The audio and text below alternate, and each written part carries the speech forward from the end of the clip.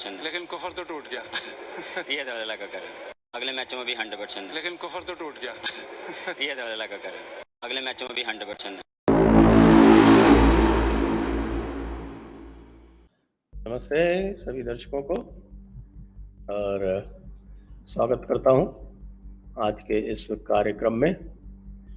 राजेश कुमार सिंह जी की, जाने माने फिल्म विश्लेषक और बहुत पुराने स्वयंसेवक, और डॉक्टर ओमेंद्र रत्नू, निमित्तेकम के और जो पाकिस्तान के हिंदू विस्थापितों के लिए अपना एक तरह से सर्वस्व उसमें इन्होंने झोंक रखा है।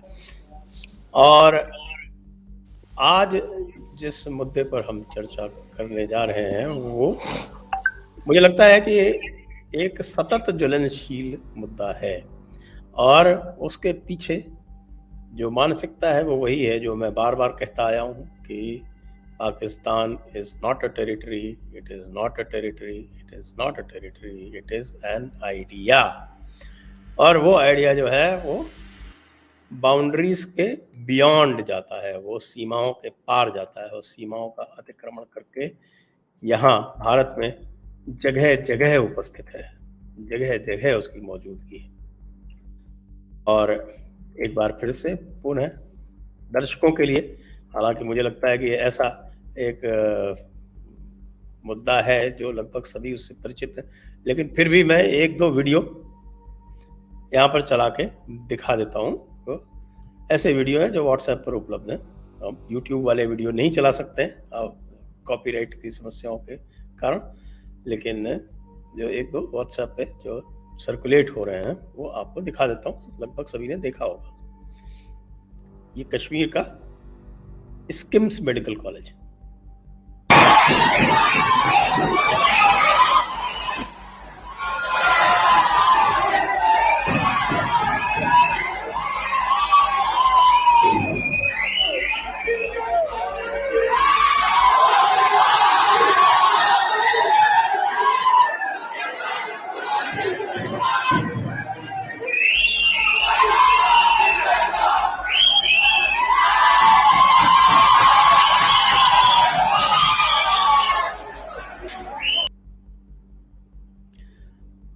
संदर्भ आप सभी दर्शकों को ज्ञात ही है। ये कल का भारत पाकिस्तान का मैच था जिसमें भारत की हार के बाद ये जश्न मन रहा है। इसके अतिरिक्त ये तो कश्मीर की बात है। अब ये देखिए,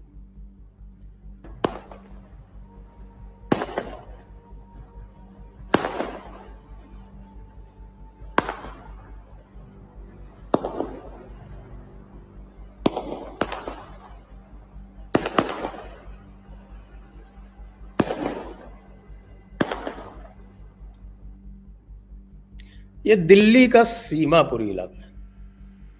इसके अतिरिक्त और भी बहुत से, केरल से भी हैं, असम से भी हैं, उत्तर प्रदेश बिहार से कोई नहीं दिखा, ये राजस्थान से भी कोई नहीं दिखा, लेकिन होंगे भी तो लोगों ने चुपचाप किए होंगे। हरियाणा का भी मुझे ध्यान नहीं आया। तो मैं राजेश जी से ही आरंभ करता हूँ। राजेश जी, ये क्या मानसिकता है, इसका क्या उपचार है?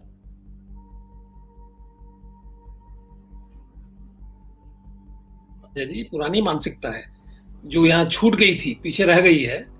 और ये पहली बार नहीं है कि ये अंतर जो ये स्पष्ट ये नजर आ रहा है कि अचानक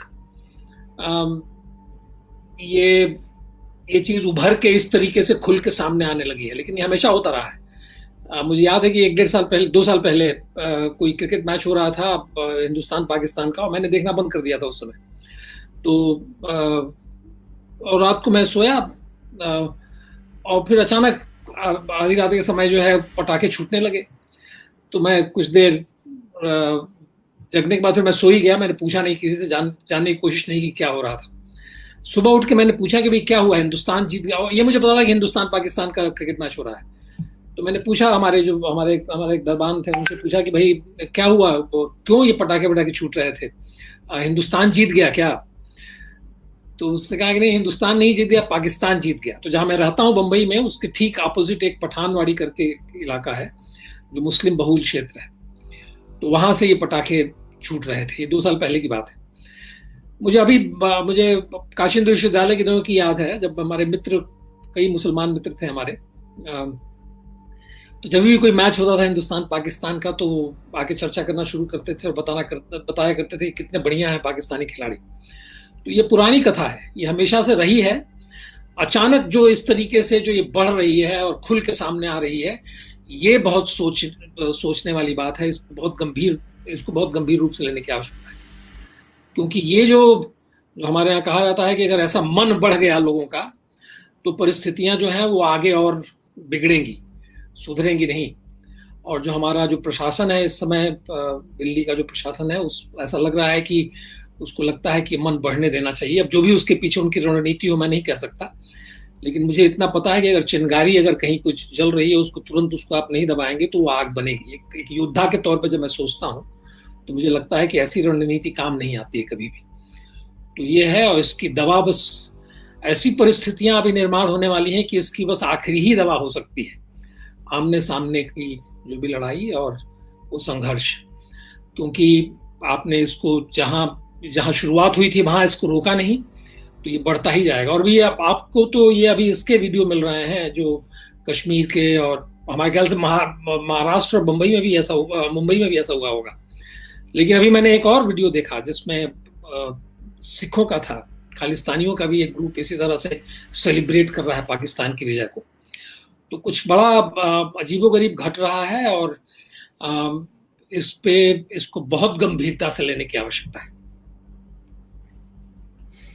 जी, बल्कि आपने खालिस्तान की चर्चा की, तो अभी अफगानिस्तान का फरमान आ गया कि सारे सिखों को या तो वहां से निकलना पड़ेगा या उनको धर्म परिवर्तन करना पड़ेगा। लेकिन मूढ़मती को तो क्या कहा जा सकता है? गोविंद जी, आपके क्या विचार है ओपनिंग स्टेटमेंट?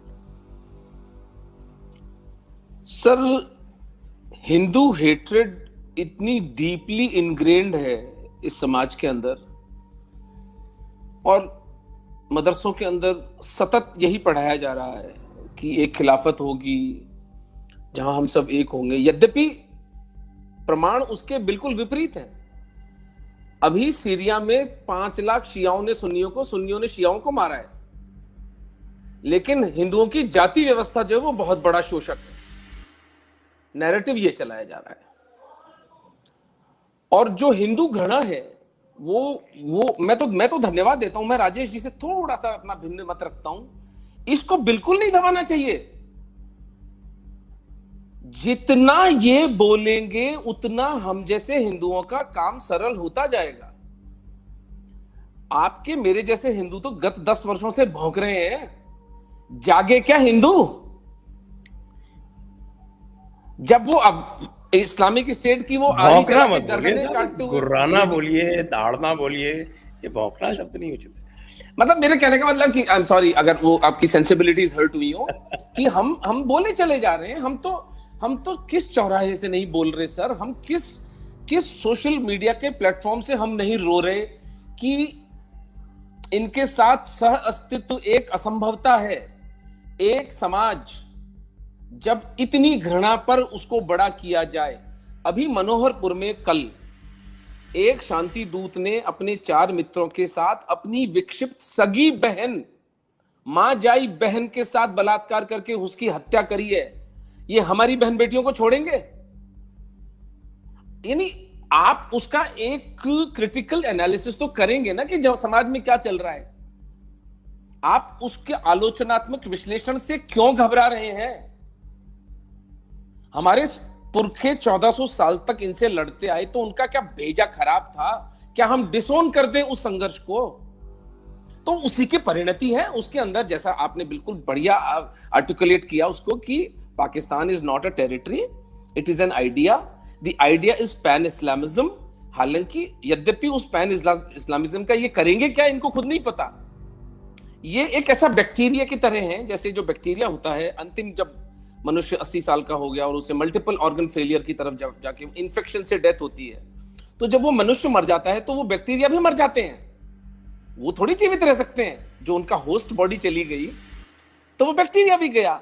ये पूरा समाज उस तरह का समाज है कि ये जब सब कन्वर्ट हो जाते हैं, फिर क्या होगा? फिर शांति हो जाएगी, क्योंकि शांति तो उस दिन होगी जिस दिन जजमेंट डे होकर के जन्नत और दोजख का फैसला होगा। यानी पूरा विश्व जब तक राख का ढेर नहीं बन जाता तब तक ये चलेगा ऐसे ही। तो मैं तो राजेश जी की बात से इसमें मैं कहता हूं, जितना ये चिल्ला रहे हैं, जितना ये सेलिब्रेट कर रहे हैं, जितने ये सिखों को बोल रहे हैं कि धर्मांतरण करो या देश छोड़ो, उतना हमारा काम सरल होता जा रहा है।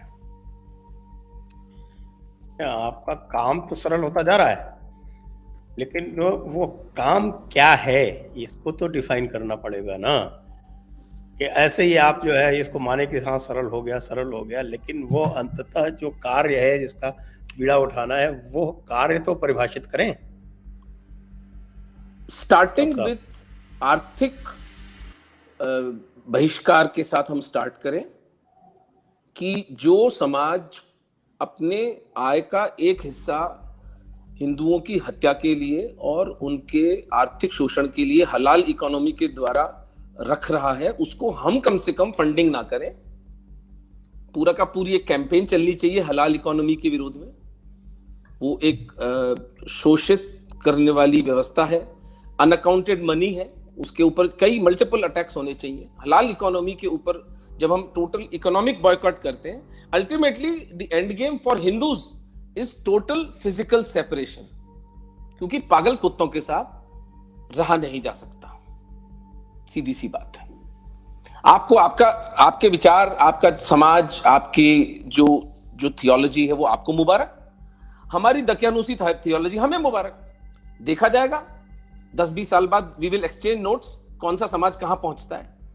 लेकिन हमारे ऊपर ये जो परजीवी जो आकर के यहाँ पर जो माले गनीमत और हमारी बहन बेटियों को और हमारे धन, हमारी संपत्ति, हमारे समाजों के अंदर जो एक विक्षिप्तता का पूरा एक प्रवाह कर दिया गया है, इसके साथ कोई इकोनॉमिक प्रोग्रेस, कोई सोशल प्रोग्रेस, कोई फार्मास्यूटिकल रिसर्च, कोई शोध, कोई प्रगति, कोई विकास होना असंभवता है। Total physical separation is the end game for Hindus. Rajesh ji, अब आपका प्रिस्क्रिप्शन भी सुने इस बारे में, और ये 2-3 चीजें मैं और पॉइंट आउट कर दूं कि पटाखे जो हैं वो सब जगह बैंड हैं, विशेषकर बड़े शहरों में, लेकिन धड़ल्ले से कल चलाए गए हैं और न इसका कोई सुप्रीम कोर्ट कुछ बोलने वाला है, न कोई एनजीटी कुछ बोलने वाली है, न कहीं की कोई पुलिस कुछ बोलने वाली। तो ये है स्ट्रीट पावर। और अभी ओमेन जी पाकिस्तानी हिंदू विस्थापितों के साथ काफ़ी लगे रहते हैं।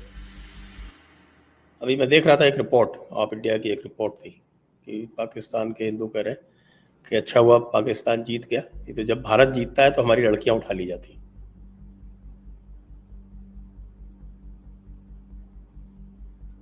जी देखिए, मतलब वो पाकिस्तान के हिंदुओं वाला भी जो हाल ही में इन लोगों ने एफिडेविट दिया है, पता नहीं किस मिनिस्ट्री ने एफिडेविट दिया सुप्रीम कोर्ट के अंदर, हो सकता है कि अर्बन डेवलपमेंट मिनिस्ट्री ने दिया हुआ एफिडेविट कि साहब हम उनको बिजली सप्लाई नहीं दे सकते क्योंकि वो लोग गैर कानूनी तरीके से वहां रह रहे हैं।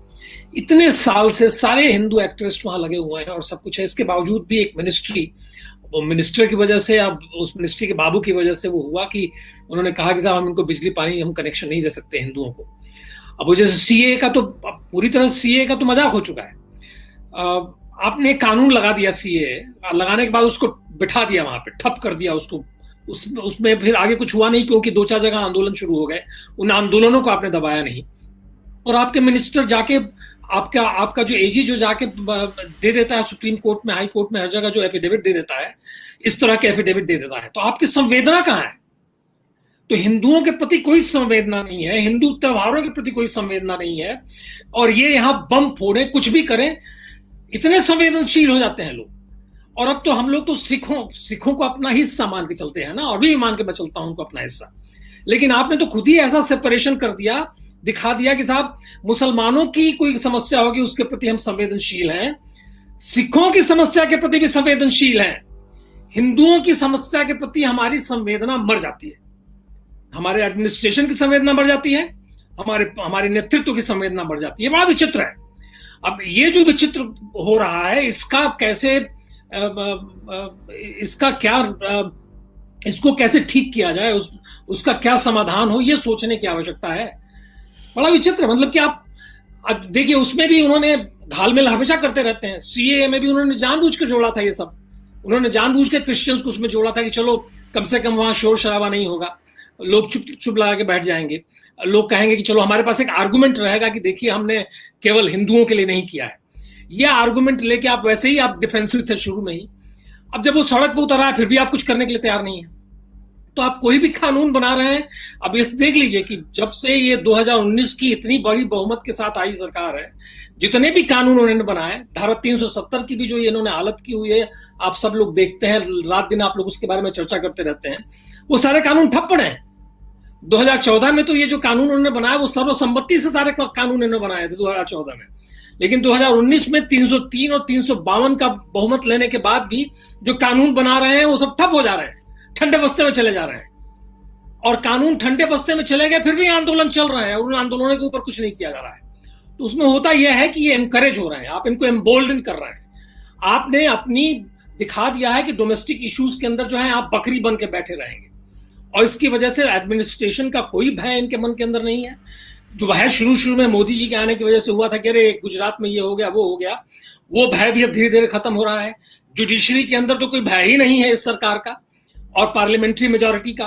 तो आपने ऐसा एक समाज बना दिया, भाषण आप जाके दे देते हैं चाइना बॉर्डर पे कि भयबिन हो ना प्रीत, और यहाँ आपने सारा भय जो है उसका बरानार कर दिया। तो ये सड़क पे उतर के क्या आपके घर के सामने आके बम फोड़ेंगे और सब कुछ करेंगे और ये लोग ताकते रहेंगे। और यही हुआ ना, बंगाल में तो यही हुआ। तो ये इस तरह की निष्क्रियता और इस तरह का जो हो रहा है, उसमें स्थितियां और बद से बदतर होती चली जाएंगी। और उमेश जी सही कह रहे थे कि अगर हो रहा है तो उसमें लोग तो जाग रहे हैं, उसकी वजह से लोग देख रहे हैं, हम सब लोग इसको सर्कुलेट करते ही हैं, सारी चीजें घूमती हैं, तो हमारी सजगता तो बढ़ेगी, इसमें कोई संदेह नहीं है। लेकिन सजगता बढ़ने के साथ साथ एक ऐसी परिस्थिति आएगी कि एक युद्ध की परिस्थिति आएगी। मैं बता रहा हूं, कन्फ्रंटेशन होना ही होना है, क्योंकि आपने स्थिति ऐसी बना दी है कि अब जो है उनको अगर आपको दबाना होगा तो बहुत ही मैक्सिमम फोर्स का इस्तेमाल करना पड़ेगा, क्योंकि आपने उनको बिलिजरेंट बना दिया। उनको लगता है कि यार कुछ भी करके निकल जाएंगे। ये लोग तो हिंदू तो बनिए हैं, जो शुरू से कहा करते थे हमेशा पहले भी, उनको हिंदुओं का शत्रुत्व तो नहीं पता था, जो भी आपने बताया कि यूपी बिहार के लड़कों ने दिखाया। तो ये सबसे बड़ी समस्या है। इसको इसलिए मैं समझता हूं कि अगर मान लीजिए राष्ट्र के पर्सपेक्टिव से अगर हम इसको देखते हैं तो जो हमारे जो इस्लामिस्ट हैं, और मैं मुसलमान शब्द का इस्तेमाल इसलिए नहीं कर रहा हूं क्योंकि कई राष्ट्रवादी मुसलमान हो सकते हैं, लेकिन जो इस्लामिस्ट हैं इनका मन और बढ़ेगा। उनको लगेगा कि डोमेस्टिक इशू पर हम इनको कॉर्नर कर रहे हैं, हम इनको पीछे धकेल दे रहे हैं और ये चुप लगा जा रहे हैं। और जितना आप पीछे अब जा रहे हैं, आपने वो चर्चा की ना कि अमित शाह जी गए वहां कश्मीर में, वहां जाके सूफी परंपरा और क्या क्या भाषण देने लगे। एक अक्षर नहीं जानते हो सूफीज्म का, एक अक्षर नहीं जानते हैं। कहा जाए कि जरा चर्चा करिए कंपैरेटिव रिलीजन के ऊपर, तो कुछ नहीं कर सकते हैं चर्चा। हिंदुइज्म के ऊपर भी कोई जम के चर्चा नहीं कर सकते हैं, लेकिन वहां जाके सूफीज्म झाड़ रहे हैं, क्योंकि एक बार अटल जी जाके झाड़ के चले आए थे। अटल जी ने पार्लियामेंट में सूफीज्म झाड़ दिया था, कश्मीरियत झाड़ दिया था। तो ये सब झूठ जो आप बोल रहे हैं अपने आप से, और सामने वाला देख रहा है कि आप अपने आप से झूठ बोल रहे हैं और आप जो है उनको भी झूठ बोल रहे हैं, तो झूठ के आधार पर कोई संबंध आप बना सकते हैं क्या?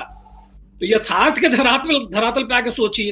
होम मिनिस्टर हैं आप प्रधानमंत्री नहीं है देश के। प्रधानमंत्री तो इमोशनल भी हो सकता है, कुछ भी हो सकता है भाई। होम मिनिस्टर को प्रैक्टिकल होना चाहिए, इसीलिए इनको होम मिनिस्टर बनाया गया कि पूरे प्रैक्टिकल होंगे।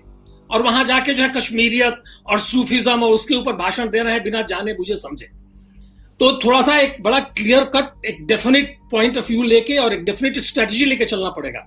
ये सब मूर्खताएं, ये सब जो करते हैं नेतागिरी करने वाली मूर्खताएं, ये इलेक्शन बाजी वाली जो मूर्खताएं, उससे नहीं। अब ये इलेक्शन से आगे बढ़ चुकी है बात, ये इलेक्शन जीतने से आगे बढ़ चुकी है बात।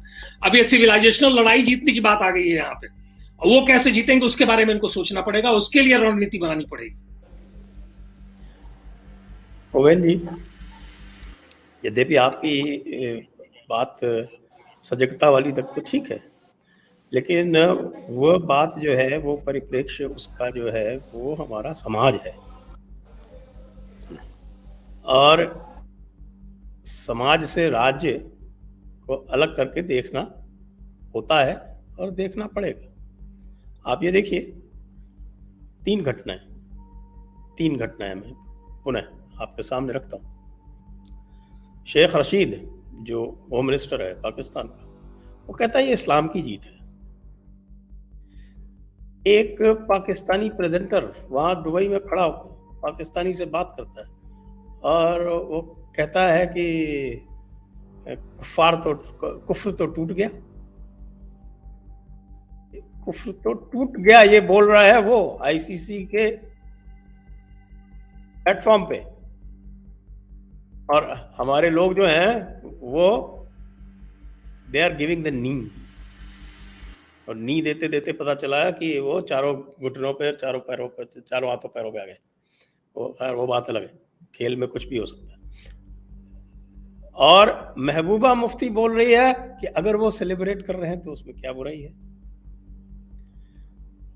ऐसी परिस्थितियों में राजदंड का उपयोग कब होगा? चाणक्य ने कहा था कि जो राजा राजदंड का उपयोग नहीं करता है उसका राज्य नष्ट हो जाता है। मोहन जी।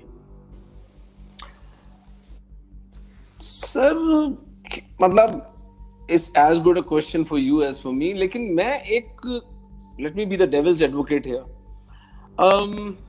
आज जो हम धारा 370 बजान हटने की खुशी और सीएए लाने की जो खुशी मना रहे थे, तो वो भी यही लोग लाए थे।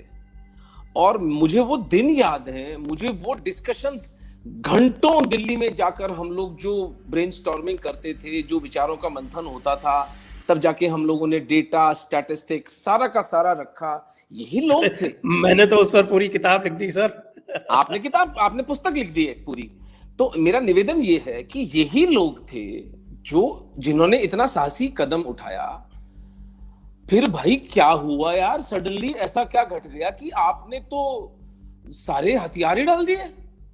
यानी आदमी सोचने पर विवश हो जाता है कि क्या कोई पैसा आ गया, कोई करप्शन की बात उठ चुकी है, कोई मिडिल ईस्ट से कोई फोन आ गए हैं 2-4, किसी का कोई हनी ट्रैप का कोई वीडियो है। चक्कर क्या है ये तो बिल्कुल तर्क निष्ठा पे ये बात पूरी नहीं उतरती है।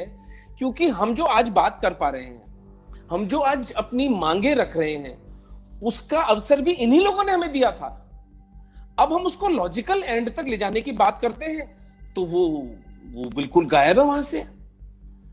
अब आप मुझे बताइए कि अगर हम सब लोग पागल हिंदू हैं और हम लोग सबका बस हाइपर हैं, अपनी बिना बात नींद उड़ा रखी है हम लोगों ने, हम लोग मेलोड्रामेटिक हैं, आपकी आर्मी 2.5 फ्रंट की वॉर कहती है कि नहीं कहती सार्वजनिक रूप से? ये तो कोई ओमेंद्र रत्नू, कोई संजय दीक्षित, कोई राजेश सिंह नहीं बोल रहा। जो ट्रेंड आर्मी, उस 2.5 फ्रंट क्या है भैया? एक चाइना है, एक पाकिस्तान है, और आधा फ्रंट जो आपका डोमेस्टिक खुलेगा यहां पर। ये आपकी आर्मी के प्रेस कॉन्फ्रेंसेस में दिए हुए स्टेटमेंट्स हैं। तो राजदंड कहां राजदंड? अच्छा, इसके ऊपर से तड़का लगा दूं, अफगानिस्तान में 23,000 हमवीज छोड़ के गया है अमेरिका। 23,000।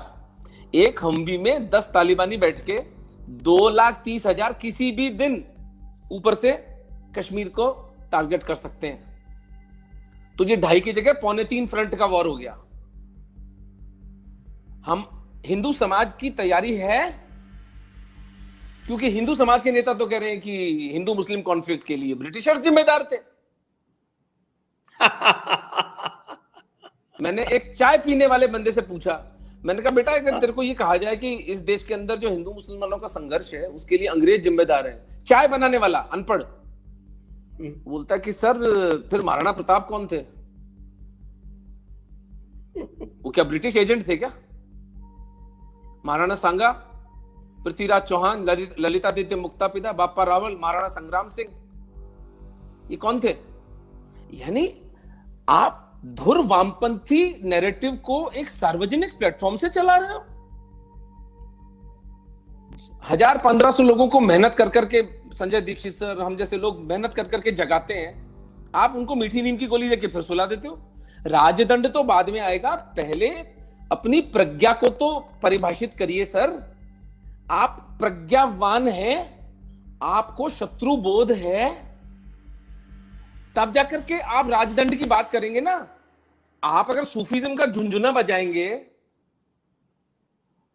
तो ठीक है, 1400 साल से हिंदू तो लड़ते आए हैं, हम तो लड़ेंगे, हम तो वीरगति को प्राप्त हो जाएंगे लड़ते लड़ते। क्या बुरा से बुरा क्या होगा, वीरगति को प्राप्त हो जाएंगे ना लड़ते लड़ते, तो भी वीरगति है वो तो।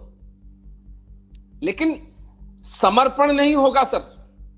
ये राजदंड चलाएं तो इनका भला हो, भगवान इनको, महादेव इनको खूब आशीर्वाद दें, भगवान कृष्ण इनका जन्म सफल करें। ये नहीं चलाते, अपना कर्तव्य से अगर ये पीठ तोड़ते हैं तो रामू का भाई श्यामू आएगा। सभ्यताएं किसी की दास नहीं होती हैं। हम जो हमारा वर्स्ट टाइम था उसको पार कर चुके हैं, यहां से आगे केवल रिकवरी होगी। We have hit the lowest point in our civilization. Internet के बाद, कम्युनिकेशन रेवोल्यूशन के बाद, अच्छे अच्छे हिंदुओं के आपस में जुड़ने के बाद, ये राजदंड चलाएं ना चलाएं, सनातन धर्म समाप्त नहीं होने वाला है। राजेश जी, मुझे लगता है आप इन बातों से सहमत दिख रहे हैं। नहीं, बिल्कुल सहमत है। देखिए, मैं तो योद्धा भाव से सोचता हूं। तो योद्धा भाव से सोचना मतलब है कि जहां भी आप बैठे हुए हैं, आपकी जो चिंताएं हैं या दुश्चिंताएं हैं, उसका कारण ये होता है कि आप देख रहे हैं कि कहां से क्या आक्रमण होने वाले हैं, किस तरीके के आक्रमण होने वाले हैं, उनका क्या स्वरूप है। ये सब स्वरूप जो है आम जनता तक जानती है। यही कारण था कि आम जनता ने 2014 में और 2019 में इनको चुन के बिठाया वहां पे, क्योंकि जनता देख रही थी।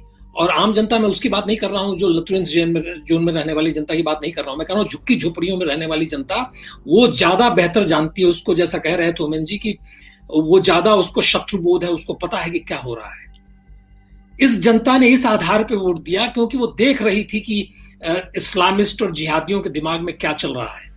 जितना जिहादी घृणा करते थे मोदी जी से, उतनी ही आम जनता मोदी जी के पीछे आके खड़ी हो जाती थी। आम हिंदू मोदी जी के आप पीछे आके खड़ा हो जाता था। ये यथार्थ था। 2014 का भी यही यथार्थ था, 2019 का भी यही यथार्थ था। आपको याद होगा जब 2014 में ये भाषण देने के लिए अपने कैंपेन पे चलते थे, तो मोदी जी अपना भाषण दे रहे हैं, कोई सुन नहीं रहा है इनका भाषण। लोग मोदी मोदी बस चिल्ला रहे हैं और इनका भाषण उसी में चल रहा है, कहीं कोई सुन नहीं रहा था इनका भाषण। तो इनके भाषणों से कन्विंस होके जनता ने इनको वोट नहीं दिया। जनता ने पहले से ये कन्विंस होके वोट दिया कि जो ये खतरा मंडरा रहा है, इस खतरे को ये संभालेंगे। ये सोच के जनता ने वोट दिया। और अगर ये एहसास इनको नहीं है, ये किसी और दुनिया में जी रहे हैं, इसका मतलब यह है कि जमीन से बिल्कुल कभी नहीं ये जुड़े थे। लेकिन फिर मैं जब और एनालिसिस करता हूं तो मुझे पता चलता है कि जमीन से तो ये जुड़े हुए हैं। उस दिन मधु जी के कार्यक्रम में मैंने ये बात कही थी कि जब चुनाव होता है और जो चुनाव के बीचों बीच मामला गड़बड़ाने लगता है, तो ये लगता है ना औरंगजेब की बात करने, लगते हैं ना ये कहने की मुसलमानों को रिजर्वेशन देने की बात नीतीश कुमार कर रहे हैं। ये कहने लगते हैं क्योंकि इनको लगता है कि अब मामला गड़बड़ हो रहा है। तो मुझे लगता है कि अवेयर भी हैं ये। अब ये सब अवेयरनेस होने के बाद भी अगर आप इस यथार्थ को झुठला देना चाहें ऐसे ही, क्योंकि आपको लगता है कि कहीं कोई नाराज ना हो जाए, कहीं कुछ और कोई बवाल ना खड़ा हो जाए, तो कब तक यथार्थ को झुठलाते रहेंगे। कश्मीर के यथार्थ को झुठला सकते हैं, वो मुंह बाके खड़ा हो गया ना, एक क्रिकेट मैच के बाद वो यथार्थ मुंह बाके आपके सामने खड़ा हो गया। माने कि वो आपके होम मिनिस्टर कश्मीर में थे उस समय, हैं? होम मिनिस्टर कश्मीर में थे। नहीं, अब सबसे बड़ी बात यह है कि आप योद्धा तो बना के आपको भेजा गया है, चलिए लीड करिए। आप लीड भी नहीं करते हैं। आज मैं कह रहा हूं कि आज मोदी जी और अमित शाह जो हैं, एक कॉल दे दें हिंदुओं को कि एक होइए, हमें लड़ना है ये देश के अंदरूनी शत्रुओं से। मैं बता रहा हूं जो हुआ था, जो पहला जब दौर आया था कोविड का, जिसमें लोगों ने एक साथ खड़े होकर लोगों ने लॉकडाउन किया था, वो परिस्थिति दोबारा निर्माण हो जाएगी। लेकिन ये कम्युनिकेट ही नहीं कर रहे हैं हिंदुओं से। राष्ट्रवादियों से कम्युनिकेशन इनका शून्य हो गया है। मैं अपेक्षा रखता था कि मोहन भागवत जो है, आप जैसे लोगों को बुला के एक मीटिंग रखेंगे, चर्चा करेंगे, बताइए क्या हो रहा है, हम भी जानना चाहते हैं। वो मीटिंग नहीं रख सकते। ऐसा कभी हुआ ही नहीं है कि सर्वसंघ चालक का ऐसा एटीट्यूड रहा हो अपने ही साथी हिंदुओं के प्रति। आप मोहन भागवत के दुश्मन है क्या? हम में से कोई भी उनका शत्रु है क्या? हम में से कोई भी मोदी का शत्रु है क्या? हम में से कोई अमित शाह का शत्रु है क्या? तो हमारे साथ ये शत्रुता व्यवहार क्यों करने लगते हैं ये?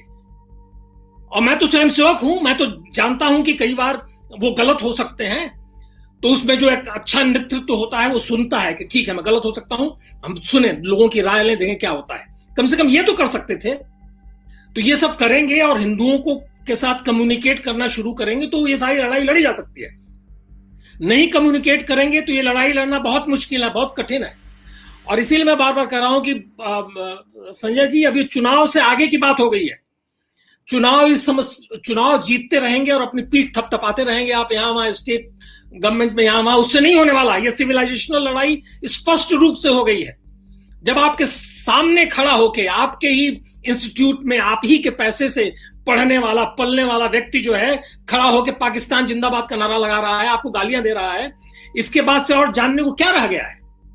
उस दिन मधु जी के प्रोग्राम में भी मैंने कहा कि आज करा लीजिए ना आप दोबारा एक बार, जो अगर सेपरेट इलेक्टोरेट की बात अगर होगी तो आज सारे मुसलमानों का वोट जो है वो मुसलमान जो है वो अपने एमपी चुने तो चुनेंगे। वो तो कांग्रेसियों को भी नहीं चुनेंगे, वो तो ओवैसी को ही चुनेंगे, वो तय है। तो एक बार वो दोबारा एक विभाजन की विभीषिका वो खड़ा करने के लिए तैयार बैठे हुए हैं। इस्लामिस्ट जो है इस हद तक जो है इनका प्रभाव पड़ा हुआ है। और आप कह रहे थे ना कि मदरसे ही नहीं, जो मदरसे में नहीं पढ़े लड़के हैं इनके जो खुतबे हो रहे हैं फ्राइडेज को, और वो आम जाते हैं, ये टैक्सी ड्राइवर ये सब जाते हैं सुनने के लिए, उनके अंदर ये भाव इन्होंने जगा दिया है। वो भी इस्लामिस्ट हो गए हैं सब।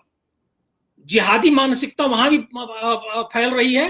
और मुझे लग रहा है कि चाहे आईबी हो, जो हमारा इंटरनल सिक्योरिटी एस्टेब्लिशमेंट है, ये कैसे उसके साथ डील करेगा, ये सबसे बड़ा क्वेश्चन मार्क उसके ऊपर भी आएगा कि आप कैसे डील करेंगे इस लेवल पे जाके, कि किसी कॉलेज के अंदर अगर ये परिस्थिति क्रिएट हो रही है तो आप क्या करेंगे, कैसे डील करेंगे?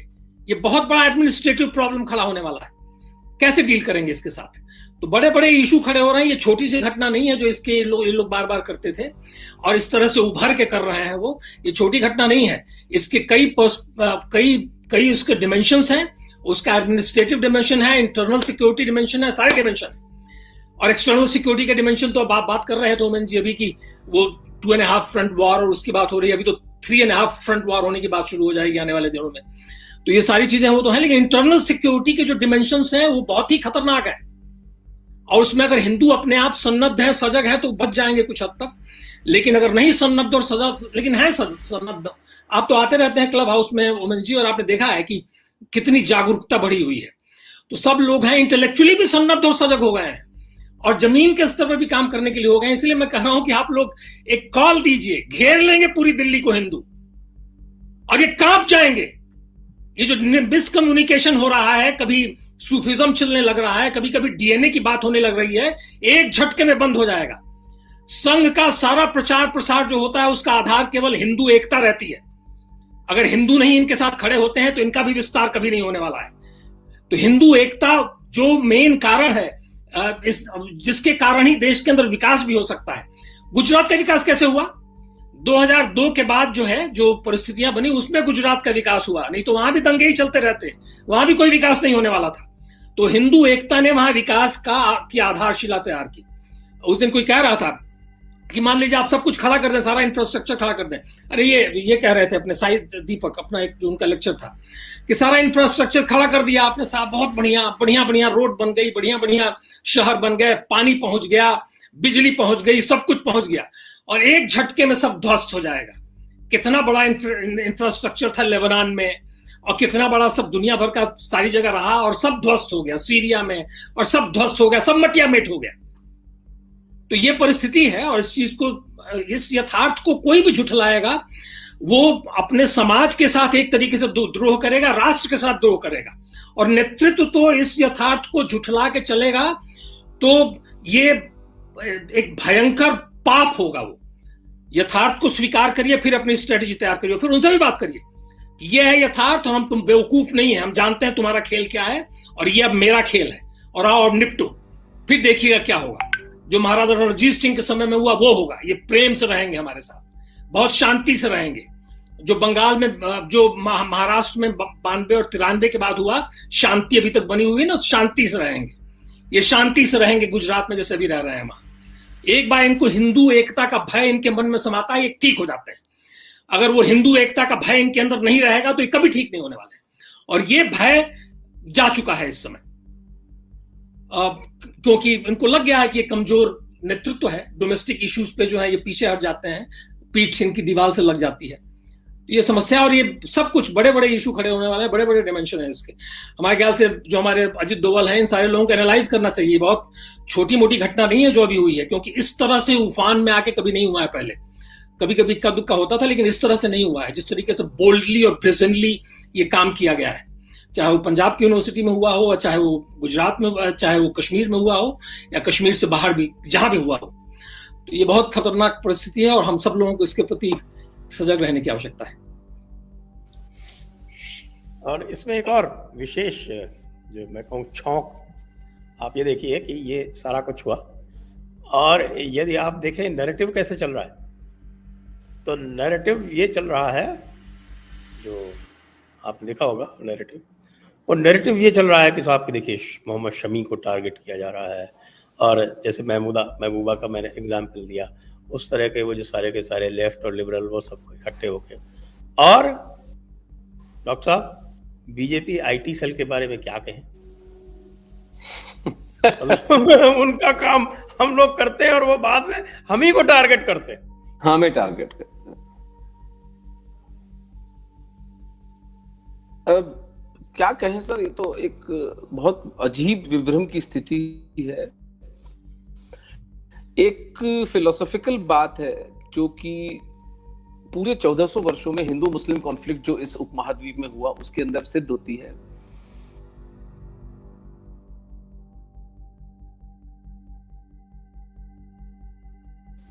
जी।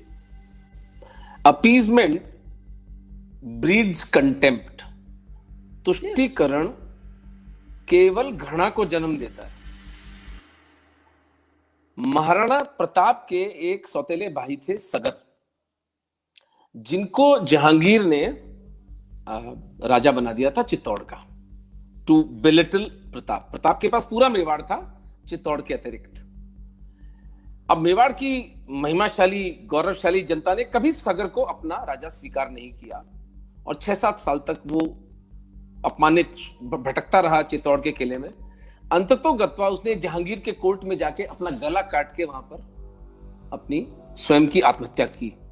ऐसा कहते हैं कि उसके शव को जानवरों को खिला दिया गया।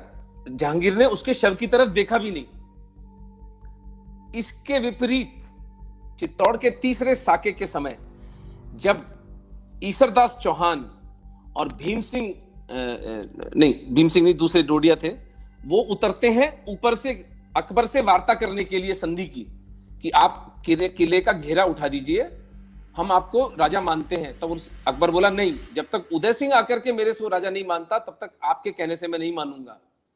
लेकिन आपने फिर भी 4 महीने से मेरे से लड़ाई लड़ी है और आप अपने राजा के प्रति समर्पित हैं, इस बात का मैं सम्मान करता हूं। तो ईसरदास जी ने क्या कहा, आप हमें एक वचन दें, अगर आप मेरे व्यवहार से पसंद है, कि हम जब वीर गति को प्राप्त हो जाएंगे तो हमारा अंतिम संस्कार हिंदू रीति रिवाज से होगा। और अकबर जैसे दुर्दांत हत्यारे ने यह वचन दिया कि आपकी इस अंतिम इच्छा का सम्मान मैं करूंगा। जब ईसरदास जी घोड़े पे चढ़ के बाहर जा रहे थे तो जयपुर का ये घटिया राजा भगवान दास कहता है कि आपने अकबर बादशाह को मुजरा नहीं किया।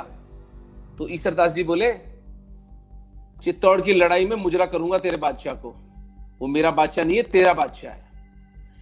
शत्रु भी अगर आप उसके साथ एक सम्मान के पेडेस्टल पर खड़े होकर डील करते हैं तो वो आपको उसका यथोचित सम्मान देता है। जब भी आप उसके तलवे चाटेंगे तो आप केवल अपने प्रति घृणा को जन्म देंगे। ये सीधी सी बात हिंदू नेतृत्व को समझनी पड़ेगी। तुष्टीकरण करके तो यार तुम लोग 1990 से हम हिंदुओं को सारे वोट ले लेकर यहां पहुंचे हो।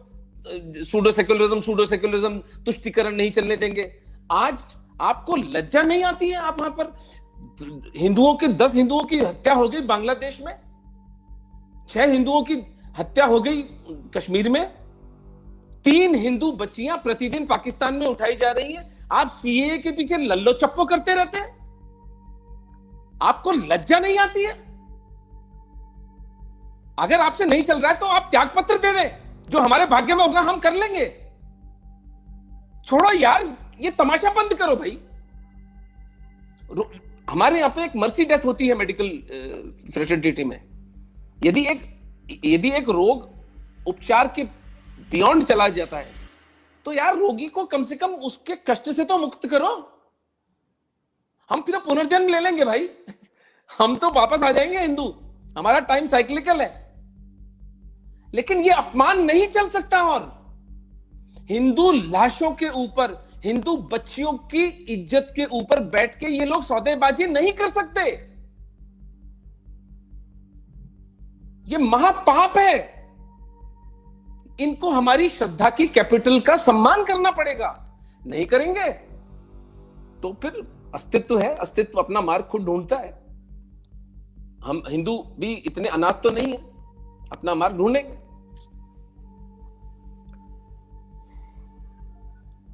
ये देखिए उदयपुर का समाचार आ गया, नफीसा को सस्पेंड कर दिया गया स्कूल द्वारा। उदयपुर है ना, मेवाड़ की भूमि है। ऐसे छोटे मोटे लोग थोड़ी हैं। नो लल्लो चप्पू। नफीसा जीत हो गई, नफीसा जीत हो गई। तो मैं अब दोनों महानुभावों से 2-2 मिनट आपसे ये जानना चाहूँगा कि हमें इस नेतृत्व को सही दिशा में ले जाने के लिए क्या कार्य योजना बनानी चाहिए।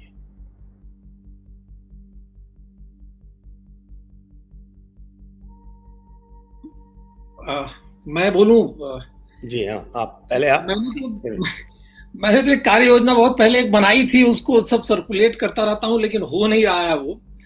एक तो मेरे विचार से सारे हिंदू समाज को और हिंदू नेतृत्व को, हम सब लोग जितने लोग हैं और जो प्रबुद्ध लोग जो हमारे बीच हैं, जिनका बड़ा स्पष्ट दृष्टिकोण है और समझ है हर चीज की। अगर हम देश के हिंदू पुनर्जागरण या राष्ट्र के पुनर्जागरण की बात कर रहे हैं या नवनिर्माण की बात कर रहे हैं, तो उसके बारे में बड़ी स्पष्ट और बहुत ही गहरी समझ है। और मुझे लगता है कि जो इस समय भाजपा का नेतृत्व है उससे ज्यादा बेहतर गहरी समझ है। तो ये सारे लोग मिलके एक हिंदू घोषणा पत्र, एक मैनिफेस्टो तैयार करें जो एक आधार हो जाएगा, उसको सर्कुलेट करके सब लोग जो हैं उसके आधार पे आगे के आंदोलन को बढ़ा सकते हैं। और दूसरा यह है कि हिंदुओं को सड़क पर उतरना पड़ेगा। एक बार ये करना बहुत आवश्यक है, उसके बिना काम नहीं होने वाला है। मैंने देखा है, मैं कई आंदोलनों से बचपन से जुड़ा रहा हूँ। मैं जेपी आंदोलन से जुड़ा हुआ था जब मैं कक्षा 12 में पढ़ता था उदय प्रताप कॉलेज में। असल में बनारस में तो जो जेपी मूवमेंट था उसका आधार ही उदय प्रताप कॉलेज था। उदय प्रताप कॉलेज जो क्षत्रियों का कॉलेज था, लेकिन पब्लिक स्कूल की तरह था। लेकिन मैं वहां रहा 1 साल, उस 1 साल के अंदर जो है वो सबसे ज्यादा एक्टिव इंटरमीडिएट के स्टूडेंट्स और डिग्री कॉलेज वाले लोग हमारे साथ आते, सबसे ज्यादा एक्टिव रहा जेबी मूवमेंट के अंदर। तो मैंने देखा है कि मूवमेंट कैसे खड़े होते हैं। इसके लिए ऐसा जरूरी नहीं है कि हमेशा फंड ही चाहिए, उसके लिए मूल आधार और विचार चाहिए। इसके बाद अगर मान लीजिए वो आधार और विचार अगर तैयार हो गया, उसको लेके हम हर जगह मिलें, बात करें, चर्चा करें, भाषण दें कॉलेजेस में, कैंपसेस में, हर जगह, और एक फोर्स ऐसी खड़ी हो जो आए और दिल्ली को घेरे। बिना उसके काम नहीं होने वाला। एक बार इन लोगों को एहसास हो जाना चाहिए कि असंतोष लोगों के मन में जो लोगों को मन में जो असंतोष है वो बहुत ही तीव्र है। ये बात अलग है कि हम भी स्ट्रेटेजिकली सोचते हैं, रणनीति हमारी भी है, हिंदू भी, और हम सारे लोग एक रणनीति लेके चलते हैं। हमें पता है कि हमारे लिए क्या भला है क्या बुरा है। हम जो है कोई चीज जो है जो कहा जाता है कि बच्चे को बाथटब के साथ उठा के नहीं हम फेंकने वाले हैं, इतने मूर्ख भी हम नहीं हैं। लेकिन फिर भी इनकी समझ में ये आएगा कि एक दूसरा पॉइंट ऑफ व्यू है जो इनके काम करने का और सोचने का तरीका है, उससे बेहतर ज्यादा कॉम्पिटेंट लोग कुछ विचार लेके आ रहे हैं, उन विचारों का उपयोग ये करें।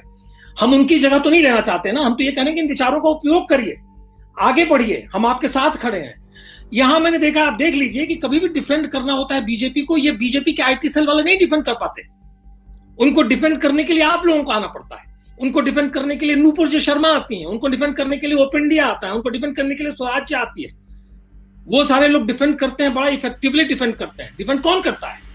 ये लोग डिफेंड कर सकते हैं क्या? अब देखिए ना, बीजेपी आईटी सेल की बात कर रहे थे, आज सबसे बड़ी चीज, सबसे बड़ी बहादुरी जो है दिखाई है अमित शाह जी ने कश्मीर के अंदर, क्योंकि वो जो एक वो लगा रहता था वो शीशे का, इनको प्रोटेक्ट करने के लिए उन्होंने हटवा दिया। ये सबसे बड़ी बहादुरी हो गई। और जो 5 जो हॉकर मारे गए वो क्या थे? वो बहादुर थे कि ये बहादुर हैं? वो तो कटघरे में नहीं खड़े थे, वो तो मारे गए। और आपने कटघरा हटा दिया मंच पर से, और आप अपने आप को बहादुर कहने लगे, सीना ठोकने लगे आपके आईटी सेल वाले बेवकूफ लोग। इन छोटी छोटी चीजों के ऊपर ये चर्चा करते हैं, बड़े मुद्दों पर बात नहीं करते हैं। ये सब इनकी कैपेसिटी नहीं है। जब कैपेसिटी तुम्हारी नहीं है तो जिनके पास है उनसे कुछ मदद ले लो, वो तुम्हारी जगह नहीं ले रहे हैं। अमित मालवीय का जॉब नहीं कोई ढूंढ छीनने जा रहा है, नरेंद्र मोदी का काम नहीं कोई छीनने जा रहा है, अमित शाह को कोई नहीं हटाना चाहता है।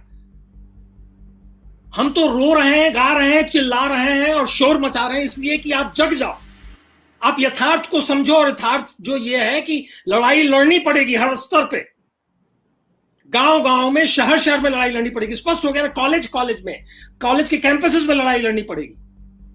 अगर मान लीजिए कुछ दूसरे भी छात्र रहते वहीं कश्मीर के उसी मेडिकल कॉलेज के अंदर, तो वहां एक लड़ाई हुई रहती आज पिछली रात, वो भी खड़े होते, लेकिन आपने उनको मार दिया, उनको अलग कर दिया, उनको दबा दिया पूरी तरह से। अब कहां से कोई लड़ेगा वहां? नहीं तो वहीं लड़े ना। आपको याद है संजय जी, जो वो जो टेक्निकल कॉलेज था, क्या नाम था उसका, जिसमें स्टूडेंट्स वहां जो बाहर से पढ़ने के लिए गए थे, वहां पे जम्मू में थे, वो खड़े हुए ना, वो तिरंगा लेके खड़े हुए कि नहीं? जानते हुए भी कि वो पिटेंगे, मारे जाएंगे, उनको भगाया जाएगा वहां से, पुलिस भी उनका साथ नहीं देगी, लेकिन खड़े हो गए वहां पे। तो कैपेसिटी, दमखम तो उनके अंदर था ना। उन्होंने तो नहीं कहा था कि लेके मुझे कटघरे में रखिए और बचाइए, अपने दमखम पे खड़े होकर तिरंगा लहरा दिया सबों ने। और आप यहाँ एक लेके खड़े एग्जाम मंच पे थे तो एक हटा दिया गया, तो बहुत बड़ी चीज होगी। ये सारी चीजें आपके दिमाग में चल रही हैं। अरे बड़ी लड़ाइयां लड़नी है भाई, ये छुट भैयेपन से काम नहीं चलेगा। अगर आप आईटी सेल में हैं, किसी भी सेल में हैं, जरा यथार्थ को समझिए। और मैं लेकिन मेरा वो एक दृष्टिकोण जो आपने 2 मिनट के लिए कहा था, मैंने ज्यादा समय ले लिया। मेरा दृष्टिकोण बड़ा स्पष्ट है कि सड़क पर उतरना पड़ेगा, और आप सारे लोग अगर एक आधारशिला तैयार कर दें, एक आइडियोलॉजिकल आधारशिला तैयार कर दें, जो हमारे पास ऑलरेडी मटेरियल है। मैं जब साई दीपक को सुनता हूं तो मुझे लगता है कि उस व्यक्ति के पास विजन है। आपको सुनता हूं, आप सब लोगों के पास वो विजन है, उसको बस रख देना है 20-30 पेज में, और एक वो डॉक्यूमेंट तैयार हो गया, उसके आधार पर पूरा आंदोलन खड़ा हो जाएगा।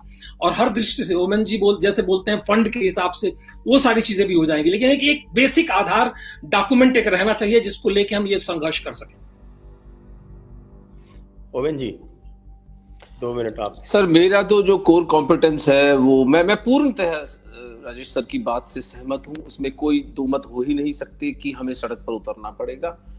और मेरा तो अगस्त में प्लान था कि मैं 5000 पाकिस्तानी हिंदुओं को जोधपुर से लेकर दिल्ली तक का मार्च करूंगा।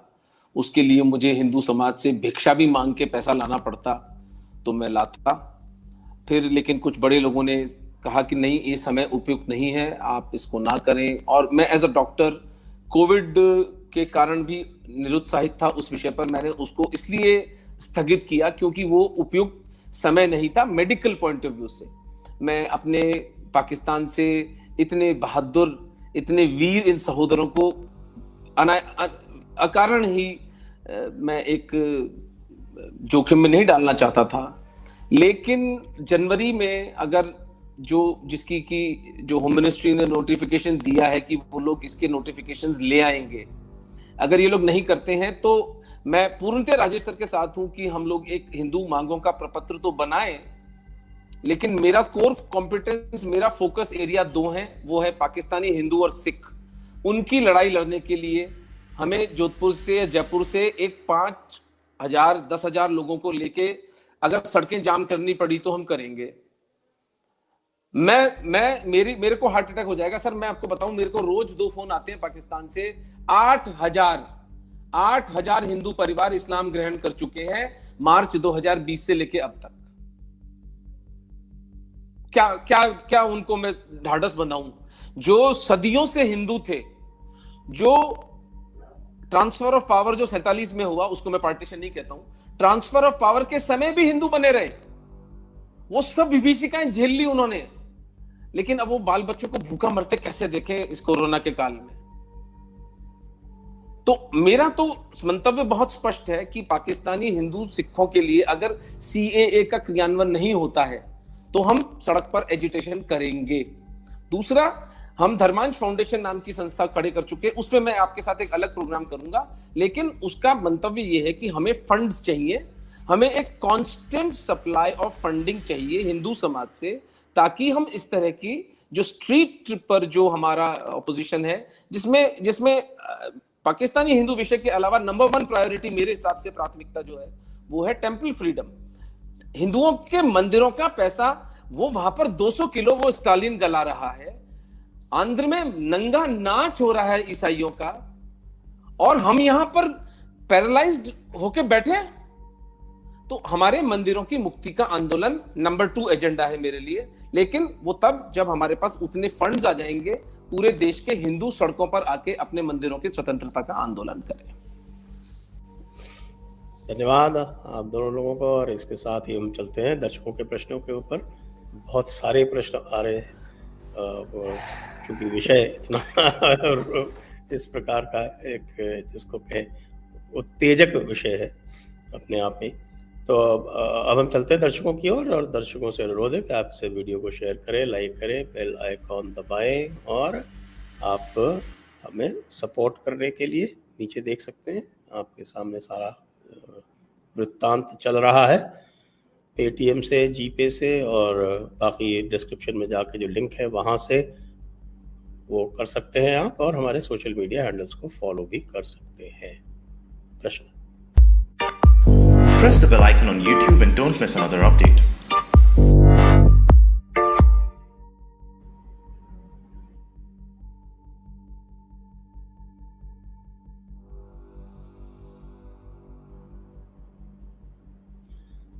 One is, gentlemen, time to bring out a law to ban celebration of enemy country. It is not only the Islamists who should be taken to task, but also home ministers of secular state governments for being quiet.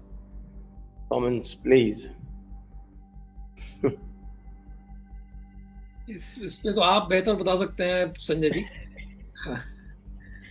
भाई देखिए, whenever we talk about bringing a law, we basically hand over the baton again to the state. और जैसा Jaipur dialogues पे आप कई बार सुन रहे होंगे कि the state has become hostile to the nation. तो जो हमारी चर्चा का जो विषय है वो ये है कि how to make the state come into sync with the nation. हाँ मोमिन जी। एक सिटीजनरी जो देश के वर्तमान कानून को जूते की नोक पे रखती है, उसके सामने आप एक और कानून लाके कर क्या लेंगे? एक पूरा मनुष्यों का समुद्र तैयार किया गया है जो आपके कानूनों को डिफाई करने के लिए खड़ा किया गया है। तो कानून वानून आपको इस सभ्यता से, इस संघर्ष में नहीं बचाने वाला है। आपकी चेतना और आपका सेंट्रल फंडिंग मैकेनिज्म जिस दिन आ गया, उस दिन हिंदू धर्म बच जाएगा। Next. One is, again, just like we have an enemy property act naming Pakistan in it, we must have an enemy celebration act. ये तो वही, that same question is being repeated in a different way. For the Islamists, we too much dependence on the legal system of this country. Woke Hindus to know what.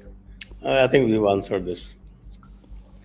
RM, how about Kohli doing BLM theatrics and then hugging Pakistanis after losing the match? Then the very. We don't know who ordered that. Kohli says that he was ordered to do it. So we have to find out who actually did that. I mean, we are actually sympathizing with Black Lives Matter, but nothing about Hindu Lives Matter. But sir, we must understand and appreciate that a pattern has been broken here. Sports is not the arena for making political statements. This should be investigated. Yes. This should be investigated. Who asked the Indian team to give its knee? This Oh, is not the way the the- sports teams the operate. ECB started it. You know that.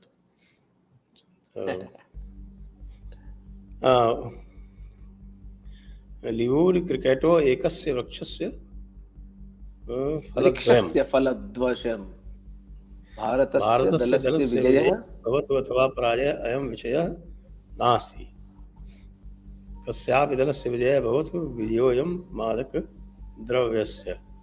कह भाई किसी की भी विजय होती तो वो तो होता। और वो कह रहे हैं ना कि साहब कि जब पाकिस्तान हारता है तो हमारी लड़कियां उठा ली जाती।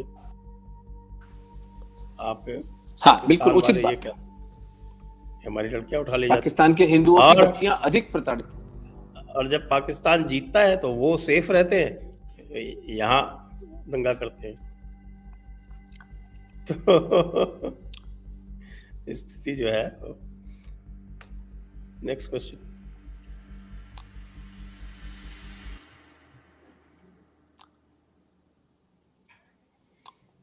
Honest people calling Kohli names like Khalistani Reshto is not acceptable. Let us not push our own people into the camps of Rana Ayubs. अरे हम कब पुश कर रहे हैं, वो खुद ही जा रहे हैं। तो Kohli has been in that camp for pretty long time. हाँ ठीक है, खालिस्तानी देशद्रोही तो हम नहीं कह रहे, लेकिन हाँ as far as the secular camp is concerned, Kohli has been there all along. अभी उसने दिवाली पे क्या किया था, वही नाटक तो किया था ना कि हम दिवाली बताएंगे आपको कैसे मनानी है। लात पड़ी तो वापस भागे। Next, Brijesh, no surprises. These militias celebrated barbaric murder of Captain Saurabh Kalia in 1999.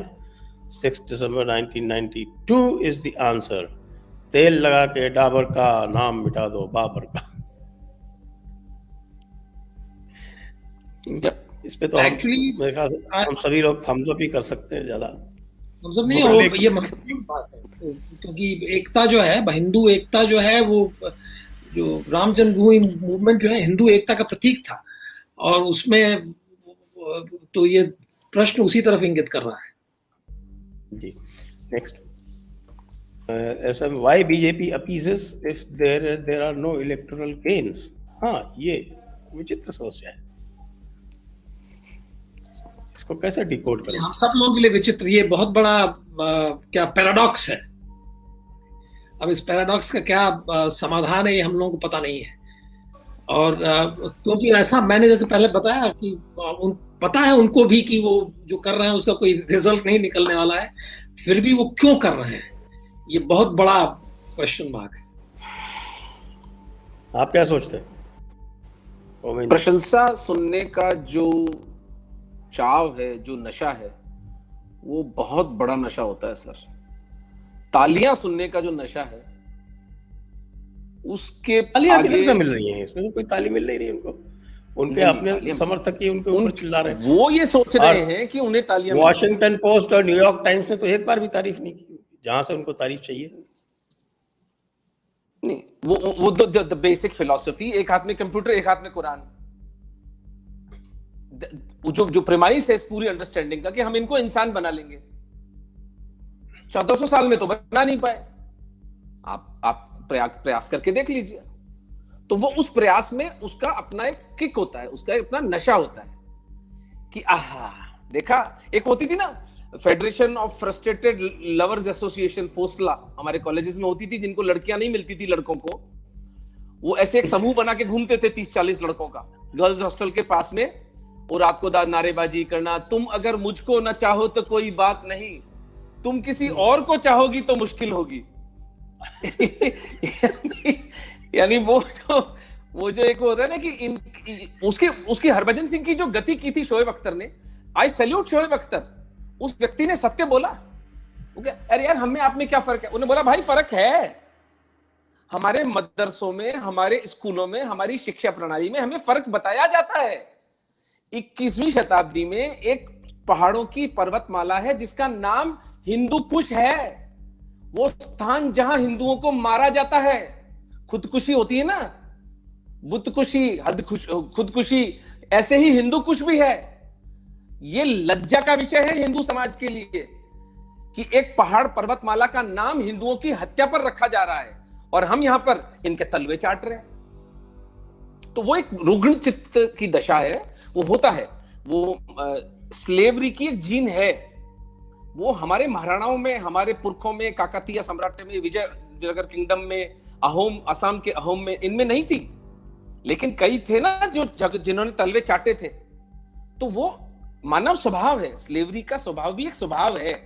अब दुर्भाग्य से वो अभी इस वक्त बहुतायत में है और वो प्रमुखता लिए हुए है, लेकिन ऐसा थोड़ी है कि पुरुषत्व समाप्त हो गया है।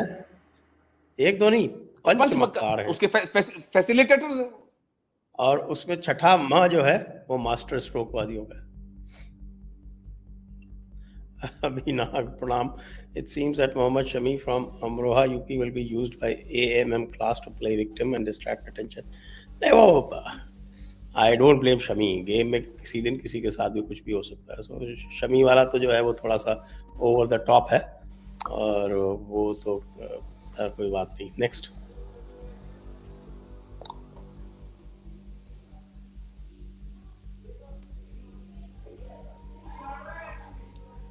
शक्तिमान चैनल, राजेश सर की दमदार आवाज ने रियल कंडीशन बताई। वाह। Wild fire, the situation of Hindus is the situation of Arjun without Krishna. Beautiful. War is at doorstep and legal policy don't work, not even Kashmiriyat. Political correctness is नपुंसक, व्हाट शुड वी डू। ये तो दोनों लोगों ने अपने अपने सॉल्यूशंस बता दी, और I think that is the way to go. जो हम बार बार कहते हैं कि हम स्वावलंबी होंगे तो यह राज्य भी राष्ट्र के साथ चलेगा, वरना अभी तो विरोध में। दंगल टू ऑल, अब तो आरएसएस ने भी बोल दिया कि वो राइट विंग नहीं है। अब हम किसकी तरफ देखें? सावरकर ने कहा था कि आरएसएस कांग्रेस होगी, क्या ये हो गया है?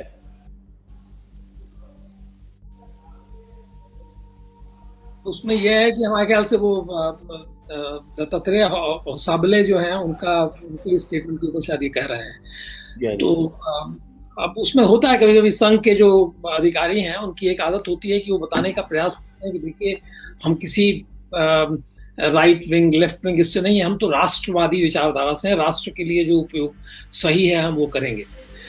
तो हम भी कब कहते हैं कि हम राइट विंग हैं और लेफ्ट विंग हैं और ये विंग है वो विंग, हम लोग भी ये नहीं कहते हैं। हम भी यही कहते हैं कि भाई राष्ट्र की बात सोचिए, हिंदू समाज की बात सोचिए। आपकी प्रार्थना में आप बार बार ये कहते हैं कि प्रभो शक्तिमन हिंदू राष्ट्रांग भूता पतत्वेशकायो नमस्ते नमस्ते। आप बार बार कहते हैं कि इस हिंदू राष्ट्र के हम अंगभूत हैं और इस हिंदू राष्ट्र के लिए जो है हम अपने शरीर को गिरा देंगे, हम अपनी जान दे देंगे।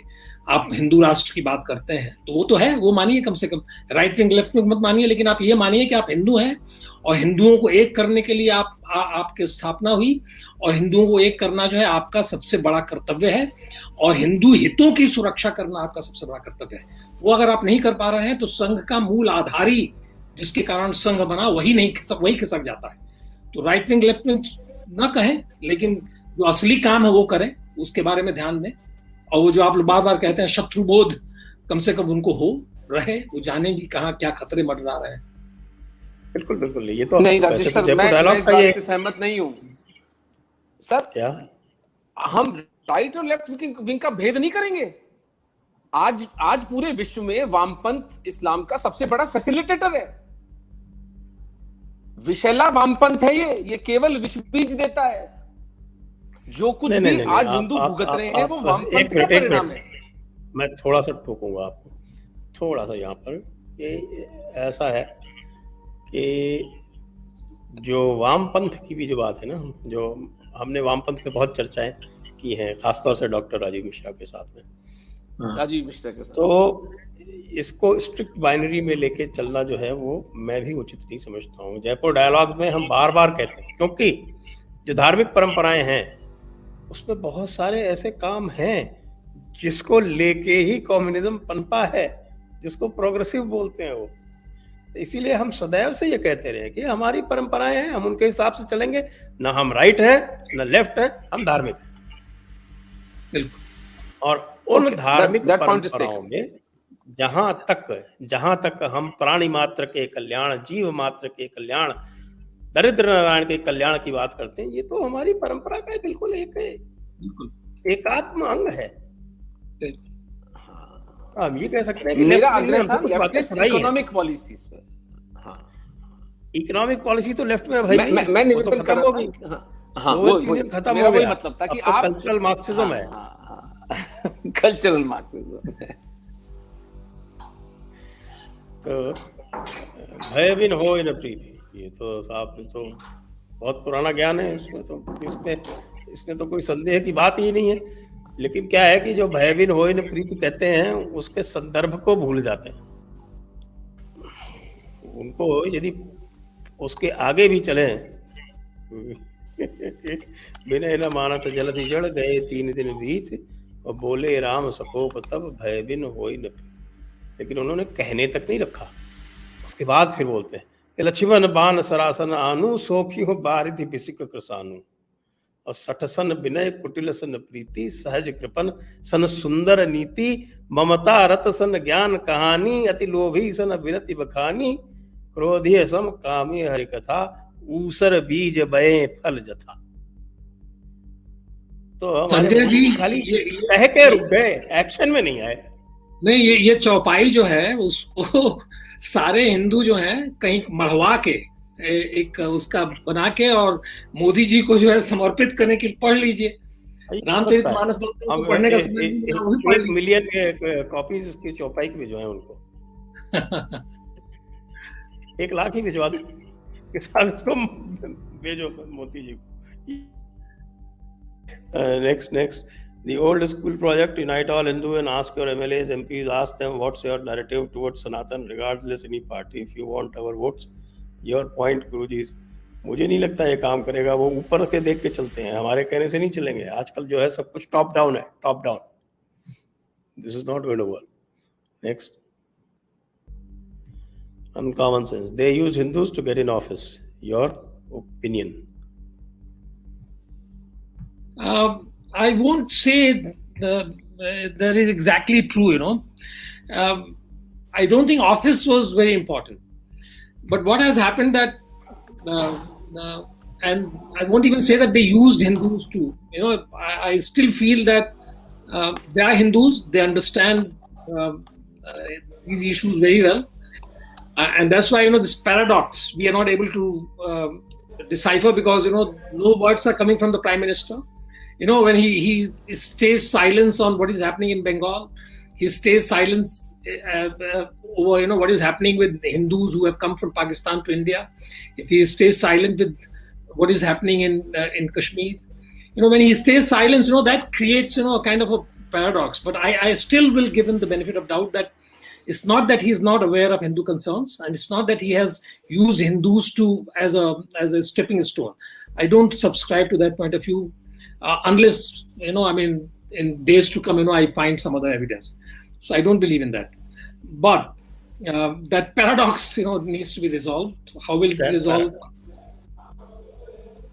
Yes, that paradox. That's what we've been talking about right since the beginning of this show. Next. Abhijit Sudhakar, कथाकार ओमेन जी, अगले कौन से महावीर की वीरगति सुनाएंगे? आपकी आवाज मधुर है और जिस तरह आप कथा सुनाते हैं वो कानों में शहद डालने जैसी है। महाराणा कुंभा पर करूंगा अगला सेशन संजय सर के साथ। बिल्कुल। The genius king, the genius king. Next, अपने सिंधु मैनिफेस्टो का स्लोगन स्वीकार कीजिए, कट्टर बनो या गुलाम बनो। इसका देखिए कुछ इसका संस्कृतकरण करना पड़ेगा थोड़ा सा। उसमें ओमेन जी ने जो कहा, तो ये हिंदू मांग पत्र जो है ये नहीं है उसका विचार हिंदू मैनिफेस्टो का। एक तरीके से प्रेरणा तो मैं कहूँगा कम्युनिस्ट मैनिफेस्टो ही है। तो उसमें बेसिकली ये है कि सब कुछ देखिए हिंदू विचार और जो जिन आधारों पे इस समाज का विकास और चाहे वो आर्थिक क्षेत्र हो या चाहे वो सामाजिक क्षेत्र हो, चाहे वो इंजीनियरिंग का क्षेत्र हो, चाहे वो कला का क्षेत्र हो, इन सारे क्षेत्रों में जो हिंदू जो धार्मिक परंपरा है उसके आधार पे जो आप बिल्ड करें, इस तरह का समाज कैसे बनाया जाए, वो सारी चीजें, वो सारी संकल्पना उसके अंदर समाहित रहेगी, तब जाके वो एक हिंदू मैनिफेस्टो, वो कम्युनिस्ट मैनिफेस्टो से ही लेके मैं बोल रहा हूँ, उसको कोई दूसरा वर्ड भी दिया जा सकता है, लेकिन वो मांग पत्र नहीं है। मांग पत्र उसका एक हिस्सा हो सकता है, जैसे कि इन लोगों ने हिंदू चार्टर बनाया था, जिसके अंदर जो मंदिरों वाला इशू आया था, जिसके अंदर FCRA वाले इशू आए थे, उन सारी चीजों को उसमें इनकॉर्पोरेट कर सकते हैं एक सेक्शन के तौर पे। लेकिन ये एक बहुत बड़ा लार्जर विजन डॉक्यूमेंट है सारे हिंदुओं के लिए, जो पहले से रहा है। अब तो चाहे अरविंदो रहे हों, चाहे बाकी के हमारे सारे विचारक चिंतक हैं, इन सब लोगों ने बहुत सोचा है और कहा है इसके बारे में।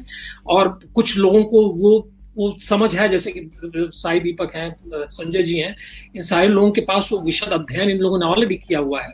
उसको करके एक कंसाइज 20-30 पेज का एक डॉक्यूमेंट बनना चाहिए।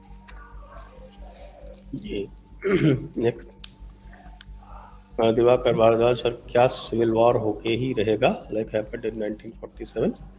ये तो आपके दोनों महानुभावों ने कह दिया, हाँ इसका ऑलरेडी कह चुके। Next, free mind, Islam reform नहीं होगा, ex Muslim movement channels, Azad ground, ex Muslim, dystopia religion, election Sahil, Amina Sardar को सपोर्ट कर होगा। नहीं, हम रिफॉर्म की बात ही नहीं कर रहे हैं, हम तो कह रहे हैं कि एट्रिशन कीजिए, उसमें से निकालिए जितने लोगों को निकाल सकते, और वो हो रहा है। आई एम वेरी सरप्राइज्ड कि जिस तरह से ये एक्स मुस्लिम इंडियन वाला जो मूवमेंट है वो जो पिकअप कर रहा है जिस तरह से, that is quite remarkable.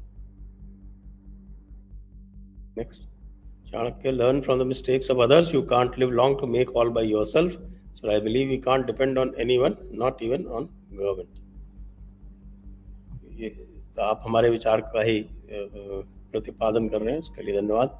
Uncommon things is Modi BJP overconfident.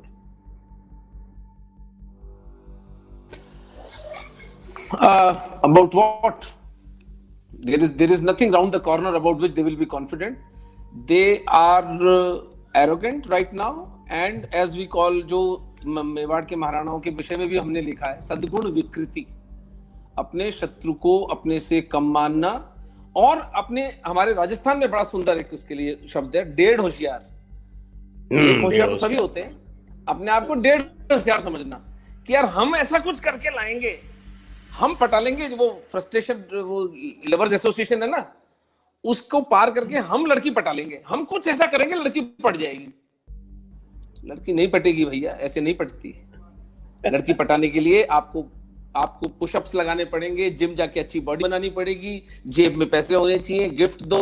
लड़की पटाना भी एक आर्ट है, उसका एक पूरा प्रोटोकॉल है, उसको अगर आप पूरा नहीं करते हैं उसके लिए अलग से सेशन कर लेंगे।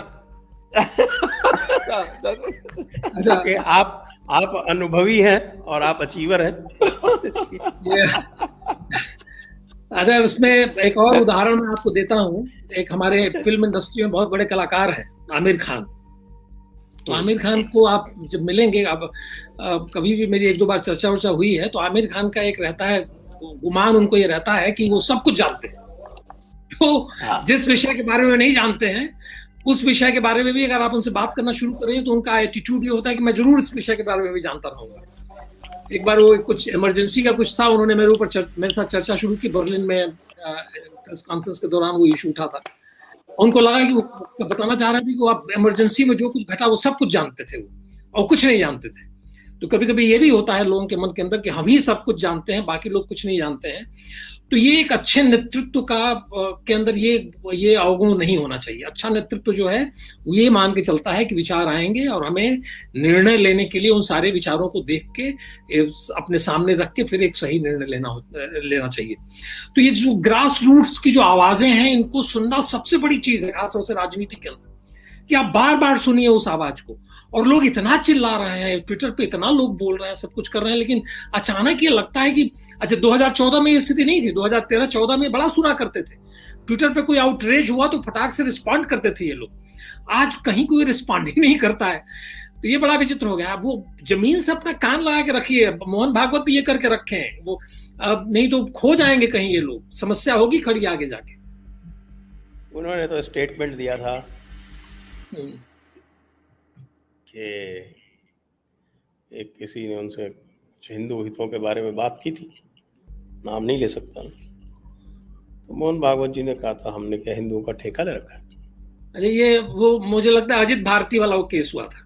भारती किसी कार्यक्रम में थे तो उन्होंने पूछा, उन्होंने बोला, अरे कहीं भी मतलब कि अगर ये और अजित भारती, मैं विश्वास करता हूँ कि झूठ नहीं बोलेंगे, कम से कम इस मुद्दे पे झूठ नहीं बोलेंगे, क्योंकि उन्होंने इस बात को बढ़ाया भी नहीं आगे बहुत ज्यादा इसको लेके। लेकिन इस प्रकार की भाषा कभी भी एक सर्व संचालक स्तर का अधिकारी जो है नहीं इस्तेमाल कर सकता। वो सर्व समावेशी व्यक्तित्व होता है, इसीलिए उसका सम्मान होता है। इसलिए उसका सम्मान नहीं होता है क्योंकि उसने 50 किताबें लिख दी हैं। गुरुजी ने अपने आप को कभी बहुत बड़ा चिंतक और बहुत बड़ा एकेडमिशियन नहीं समझा, लेकिन सम्मान इसलिए होता था क्योंकि वो सर्व समावेशी थे। इस तरह का उत्तर किसी को नहीं देते, सबको अपने साथ लेने की बात लेके चलते थे। तो ये इस तरह का अगर किसी ने जवाब दिया है तो बहुत ही गलत जवाब था। जी मोमिन जी, आप भी कुछ ऐड करना चाहते हैं इसमें? सर कि हमारे हिंदू धर्म का एक मौलिक सिद्धांत तो जो भगवान बुद्ध ने प्रतिपादित किया था, करुणा, कंपैशन, कहां चला गया? आप ऐसा कैसे कह सकते हैं कि हिंदुओं का दर्द मेरा दर्द नहीं है? आप ऐसा मानते हैं तो भी आप कहते थोड़ी हैं। अगर आपको मेरा टी शर्ट अच्छा नहीं लग रहा है तो शालीनता में आप चुप रहेंगे कि ठीक है यार, आज शायद दूसरा कलर का, अगली बार इसको बोल दूंगा तू काला टी शर्ट पहनकर आया कर। एक सभ्यता, शालीनता भी कोई चीज होती है। इतना अहंकार, इतनी एरोगेंस सनातन धर्म के लिए, ठीक है, हिसाब लिया जाएगा। स्वामी विवेकानंद ने कहा था कि आप तभी हिंदू हैं जबकि कहीं किसी के ऊपर, हिंदू के ऊपर अत्याचार हो रहा है, अन्याय हो रहा है, तो आपके सीने में हूक उठती है। और जो होता है, जो बांग्लादेश में जो हो रहा था, सबके सीने में हूक नहीं उठ रही थी। जिस आंदोलन को संघ को खड़ा करना चाहिए था, इस्कॉन ने उससे भी बड़ा आंदोलन खड़ा किया कि नहीं? इस्कॉन तो अपने आप को नहीं कहता है कि मैं 90 साल पुराना हूं, लेकिन कुछ तो किया उन्होंने। भक्ति योगी हैं, बेचारे वैष्णव हैं, वो सड़क पे उतरने में विश्वास नहीं रखते ज्यादातर, सिवाय भजन कीर्तन के, लेकिन वो भी खड़े तो हुए। तो सारा समाज खड़ा होने के लिए तैयार है। और जिसने कहा कि दुनिया में खड़े हुए हैं सर, पूरी दुनिया में खड़े हुए इस्कॉन वाले, बिल्कुल हर जगह। और आप जो है मतलब कि किंग कर्तव्य विमूढ़ वहां है, को वो दर्द नहीं, वो संवेदना नहीं। इतनी संवेदनहीनता आपके अंदर अगर आ गई है तो आप कैसे समाज का नेतृत्व करेंगे? अंतत्व का तो आप नहीं कर पाएंगे, संभव ही नहीं है। नेक्स्ट, डाबर भी सिक्योरिटी से ग्रसित हुआ है, तेल लगाओ पतंजलि, बोलो बजरंगबली, तोड़ो दुश्मन की नली। वाह वाह वाह, नया स्लोगन, नोट करें साहब। Next, Mithul Panchal, Swami Samarth Ramdas, Brahmin, Bhamashah Vaishya, Bhilsena Shudra, Rana Pratap Shivaji Kshatriya, this kind of collaboration needed. ये तो हमेशा था, ये तो जब भी आपको जो है बाद में आप भी जानते हैं। एक तथ्य है, अंग्रेजों ने स्वयं रिकॉर्ड किया हुआ है कि जो यहाँ पर उन्होंने 540 प्रिंसिपैलिटीज मैप की थी, उसमें से 400 में तो राजा जो थे वो शूद्र वर्ण के थे, जिसको आज हम शूद्र वर्ण में मानते हैं। ये तो बहुत अजीब सा उन्होंने इतिहास लिख दिया और हम कोई परिवर्तन नहीं कर रहे हैं। हम बहुत फख्र से कहते हैं कि हमने एक शब्द नहीं उसमें बदला। Yuti Chandra, BLM support seems fishy. Why now? If reason is ICC event, why not during WTC final? This seems like an insider job, a very sinistrous kind. No one has yet admitted it was for BLM. Well, let's wait for the facts to come out. I think the facts are not yet fully out. Missions KR7, Patiala University is also celebrated. Let's not forget. Yes, we mentioned that. Shaktiman channel, Rasnu sir, book कब आ रही है हिंदी में? 10 नवंबर के आसपास। Okay, next.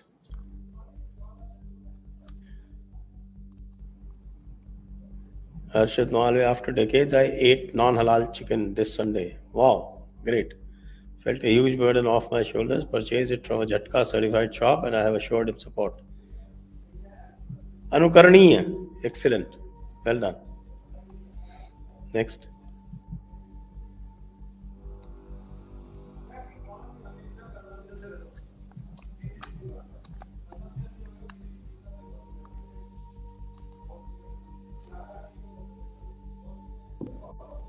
Are we through?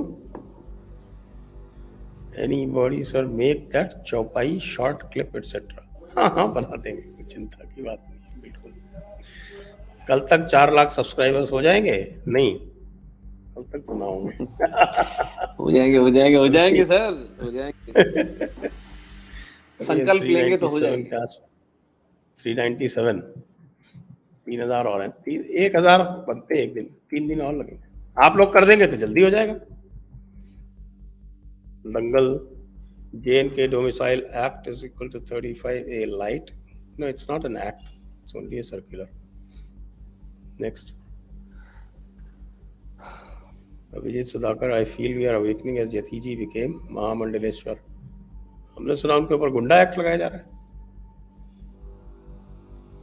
Yeah, but that apart, I think it is still a very positive step from the sadhu samaj of this nation कि एक ऐसे व्यक्ति को जो कि एक बच्चों के बलात्कार करने वाले समूह का सत्य बोल रहा है, तो ये एक मृत समाज के अंदर पुनर्जीवित होने की चेतना का संचार का स्पष्ट संदेश हमें मिला है और ये हमें सेलिब्रेट करना चाहिए जो यति जी का महामंडलेश्वर बनना है।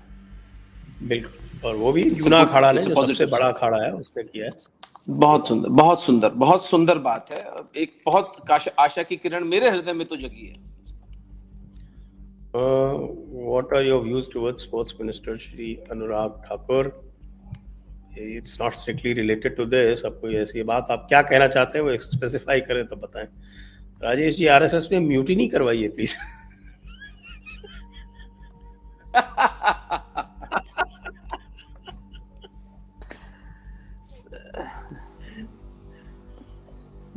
सर आप म्यूट हैं। म्यूटिनी की आवश्यकता नहीं, क्योंकि आरएसएस जो है उसका अस्तित्व तब तक है जब तक कि हिंदू वहां शाखा में जा रहे हैं। तो ये परिस्थिति मैं बता रहा हूं आपसे यथार्थ, शाखा में बहुत लोग जा नहीं रहे हैं और जो पुराने लोग हैं वो लोग खड़े रहते हैं। जो नए जो स्वयंसेवक कुछ हैं वो ऐसा लग रहा है कि वो सब के सब जो इनका आईटी सेल है उसके मेंबर की तरह बनते जा रहे हैं। तो उस तरह का स्वयंसेवकत्व तो भी अभी तैयार नहीं हो रहा है, और फिर नहीं तो सेवा भाव बहुत ज्यादा हो जा रहा है। तो म्यूटिनी की जरूरत नहीं है। आरएसएस जो है उसका बड़ा लिमिटेड रोल रहता है किसी भी हिंदू मूवमेंट में। एक्चुअली हिंदू मूवमेंट से जुड़ने से आरएसएस का फुटप्रिंट बढ़ता है या बीजेपी का फुटप्रिंट बढ़ता है। ये नहीं जुड़ेंगे तो ये नहीं बढ़ता है। ये जब गौहत्या बंदी आंदोलन से जुड़े तो उसमें इनका फुटप्रिंट बढ़ा। 1967 में ये सत्ता में आए। वैसे ही जब ये राम जन्मभूमि आंदोलन से बढ़े तो अचानक इनका फुटप्रिंट जो है उसका एक्सपैंड हुआ और फिर ये केंद्र की सत्ता में आए। तो ये बड़ा महत्वपूर्ण है ये समझना कि हिंदू जो है वो संघ के विस्तार और संघ के प्रचार प्रसार में मदद करता है। हिंदुओं की वजह से संघ है, संघ की वजह से हिंदू नहीं है। ये यथार्थ संघ के सारे स्वयंसेवक जानते हैं। संजय सर मैं आगे लूंगा, मैं निकलना पड़ेगा मुझे। अब बस खत्म ही हो गया, लास्ट क्वेश्चन है इसके बाद। अच्छा तो सब यही है साहब, भामा साहब चिंता मत कीजिए। नेक्स्ट।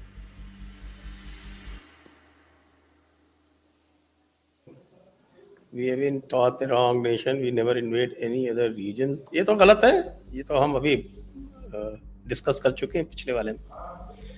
वैसे अब आप जाना चाहें तो हम आपको छोड़ सकते हैं, क्योंकि कह रहे हैं कि क्वेश्चन्स और आ गए हैं अचानक। सर मुझे निकलना पड़ेगा, मैं किसी के आया हुआ हूँ। सॉरी राजेश सर, क्षमा चाहूंगा आपसे।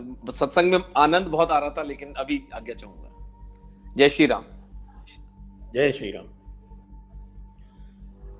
Viral Shah, we've been taught this wrong notion that we never invade any other region.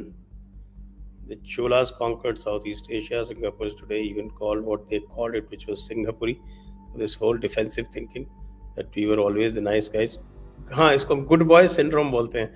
अभी 7 बजे हमारा एक मेजर मानिक जॉली के साथ में जो शो हुआ था उसमें इस पूरे सिंड्रोम को हमने बहुत विस्तार से डिस्कस किया है। Krishna Sundar, Dhoni was forced to remove Indian Army insignia on his gloves because any display of messages relating to political religious is forbidden. But Rizwan was allowed to perform namaz in the middle of the match yesterday. Who is the BCCI working for, sir? Well, it is an ICC event, so I don't know whether we can blame the BCCI for that. Could the BCCI not? I mean, when Dhoni is, They can. They run the ICC. But they have to I take a mean, call. ICC is funded by them, more or less. Yes. So they should put their foot down. I thought that people like Ganguly and all, they have that capacity. I don't know. I mean, Ganguly has the capacity, but maybe. Let's see. I think BCCI is probably more responsive towards public sentiment than the government of India is. So let's see how they react to this. Amit Kumar, I saw many videos from India. They are celebrating India loss and Pakistan win. One of my Pakistani friends told me that Indians are more happy than us on Pakistan victory. Your view on this? Then Indian Muslim are saying, पूरा show ही इसी view पे है. Indian Muslim are saying why they prove they are Indian. ये तो पूरा show ही इसी पे है. So no point repeating that. आपने लगता है देर से ज्वाइन किया, आप शुरू से देखिए, सारा डिस्कशन ही इसी पे है. प्राण नमस्कार सबको. What has been the key reason of softening the stance of Modi Shah? Have they forgotten their voter base? Was it loss of political will? If so, then why so? Again, this is a question that had already been discussed, so I'll not have it repeated. Dr. Kishore Kumar, finally, for good or bad, opposition is accepting Pakistan terror link in recent Poonch and targeted killing in Kashmir. Your thoughts, please.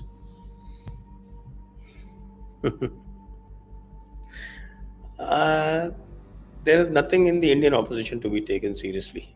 So unless it is a consistent behavior, I will not take a one-off incident or किसी का एक का कोई statement आ गया, that's not sufficient. They have a pattern of being anti-India. That pattern has to be displaced by a pattern. आकाश पाटिल, भारत में फंसे पाकिस्तान से निपटने के क्या उपाय हैं?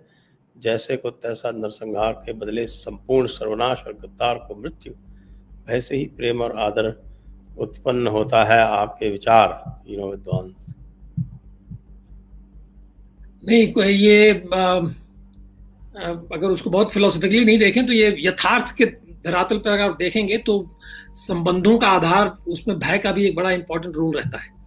तो अगर भय नहीं सामने वाले को है तो वो फिर संबंध उल्टे सीधे हो जाते हैं. वो बराबर के भी संबंध नहीं रहते और दुनिया भर के कॉम्प्लिकेशन खड़े हो जाते हैं. लेकिन जब सब दोनों एक दूसरे का सम्मान तभी करते हैं जबकि दोनों के मन के अंदर ये रहता है कि अगर उन्होंने कुछ भी गलत किया तो उसके रिपरकशंस होंगे, कॉन्सिक्वेंसेस होंगे. तो ये भय का मतलब वही है कि लोग जाने सामने वाला कि कॉन्सिक्वेंसेस होंगे. अगर हमने कुछ भी गलत किया तो उसके कॉन्सिक्वेंसेस होंगे और हमें भुगतना पड़ेगा. तो ये भय, इस तरह के भय की बात हम कर रहे हैं. कौस्तुभ सुमन, कहीं ऐसा तो नहीं पीओके में कोई बड़ा एक्शन करने के लिए मोदी जी घात लगा कर बैठे हो, इसलिए देश के अंदर नए फ्रंट्स न खुले? इसके लिए 1.5 साल लगता है क्या कौस्तुभ जी? ये मास्टर स्ट्रोक वाद है, इसको बोलते हैं. घात लगा के बैठे. अरे इतना घात लगा के बैठे हैं, ये घात लगा के बैठे रह गए और दुश्मन जो है सब उल्टा सीधा करके निकल गया और आप घात लगा के बैठे खोज रहे हैं कि दुश्मन कहाँ है. और दुश्मन आपके पीछे ही है, आपके बगल में बैठ के दुश्मन जो है आपको गाली दे रहा है, पाकिस्तान जिंदाबाद कर रहा है, आपके घर के अंदर बैठ के बोल रहा है, वो बाहर भी नहीं बोल रहा है. वो गोलियां यहाँ चल रही हैं, शब्द बाण यहाँ चलाए जा रहे हैं और षड्यंत्र यहाँ रचे जा रहे हैं. नेक्स्ट, मंजीत कुमार, आपकी बातें सुन के खून खौलने लगा है कि सरकार की नपुंसकता देख के गुस्सा बढ़ता जा रहा है. एक show Jat resistance of Muslim पर भी कीजिए. हाँ, क्यों नहीं, बिल्कुल. आपकी सलाह स्वागत योग्य है. पवन जी, why not बाबा रामदेव, रविशंकर, गायत्री परिवार, many more come together with all of you to create big movement? ये उल्टा होगा साहब, ऐसे ऊपर से नीचे नहीं होगा, नीचे से ऊपर होगा. Next, okay. So finally we come to the end of the show. आपको बहुत बहुत धन्यवाद राजेश जी. आप सभी दर्शकों को बहुत बहुत धन्यवाद. जय हिंद, वंदे मातरम.